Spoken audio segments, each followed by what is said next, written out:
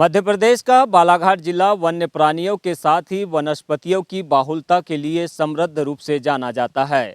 यही वजह है कि बालाघाट जिले में अब नए नए वन्य प्राणी अनुभव केंद्रों का निर्माण किया जा रहा है। आज हम पहुंचे हैं परसवाड़ा लामता मार्ग पर स्थित कुमनगांव सर्किल के काला पानी वन्य प्राणी अनुभव केंद्र में। इस अनुभव केंद्र का बीते साल राज्य मंत्री रामकिशोर कावरे के द्वारा उद्घाटन किया गया था।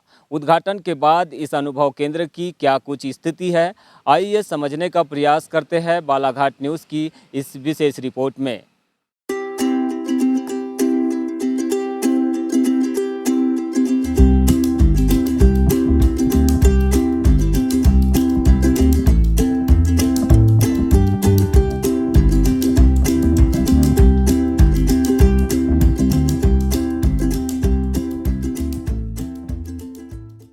यह तस्वीर वन परिक्षेत्र उत्तर लामता सामान्य के कुमनगांव सर्किल में स्थित वन विभाग के वन्य प्राणी अनुभव केंद्र की है। इस पर्यटन केंद्र का लोकार्पण राज्य सरकार के आयुष राज्य मंत्री रामकिशोर कावरे ने बीते जून 2021 में किया था। उस समय इस पर्यटन केंद्र के विकास को लेकर खूब कसीदे गढ़े गए थे, लेकिन 7 माह की अवधि बीत जाने के बाद भी यहाँ पर पर्यटन की दृष्टि से कोई खास विकास नहीं हुआ है। पर्यटन के नाम पर प्रवेश द्वार, टिकट घर और वॉच टावर का ही निर्माण हुआ, किंतु बच्चों के लिए झूले, तालाब में बोटिंग सुविधा और अन्य सुविधाओं के विस्तार पर कार्य नहीं हुआ। लिहाजा आज भी पर्यटक यहां पहुंचने के बाद मन महसूस कर रह जाते हैं। उन्हें ना तो वन्य प्राणियों के दीदार होते हैं और ना ही अन्य सुविधाओं का लाभ मिल पाता है। इसके चलते अधिकांश लोग यहां पहुंचने के बाद दबे पांव वापस भी लौट जाते हैं। इस वन्य प्राणी अनुभव केंद्र को विकसित करने के पूर्व वन विभाग ने अक्टूबर 2021 तक सभी प्रकार के कार्य पूरा करने का दावा किया था। इसी को लेकर हमारी टीम ने इस पर्यटन केंद्र में पहुंचकर वस्तु स्थिति का अवलोकन किया, जहां पर पहुंचने से यह पता चला कि पर्यटकों के लिहाज से अब तक यहां पर कोई सुविधा उपलब्ध नहीं है।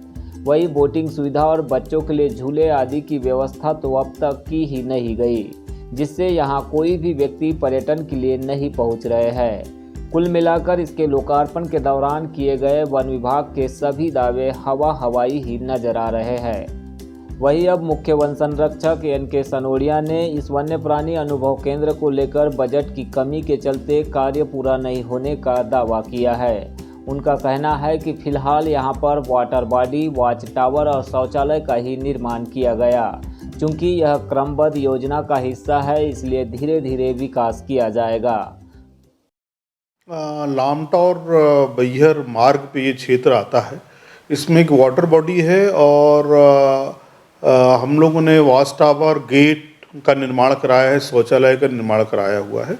ये मुख्य रूप से ऐसा क्षेत्र है जहाँ पर हम लोगों को, आसपास के स्थानीय व्यक्तियों को वन्य प्राणी के दर्शन अथवा मनोरंजन, पिकनिक के हिसाब से वहाँ पर लोगों को आकर्षित करता है ये क्षेत्र। तो उसमें सुविधाएं ये डेवलप की गई हैं।